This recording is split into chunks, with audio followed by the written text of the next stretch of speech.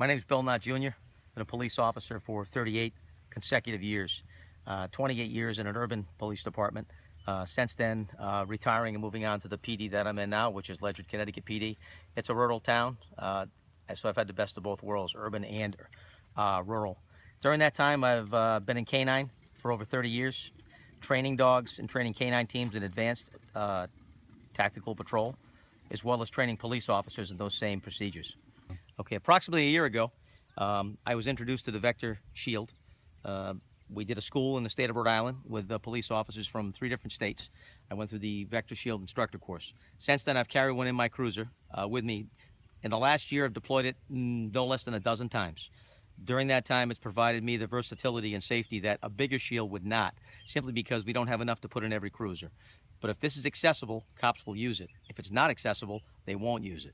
So attic peaks, car checks, any place you want to stick your head, this is going to be in front of it.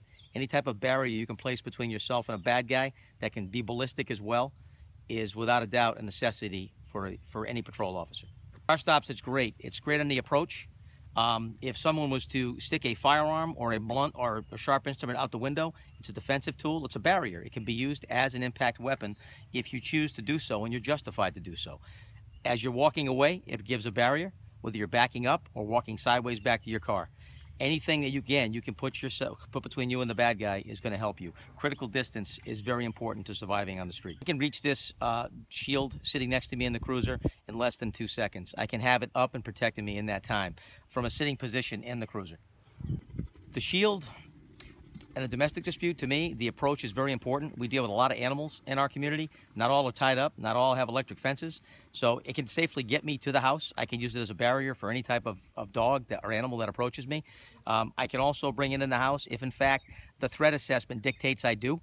And it can become very valuable, especially when searching tight quarters or trying to get someone to come downstairs, come out of a bedroom. You know, you can only hide behind so many sheetrock walls before they're going to figure out they can shoot through it.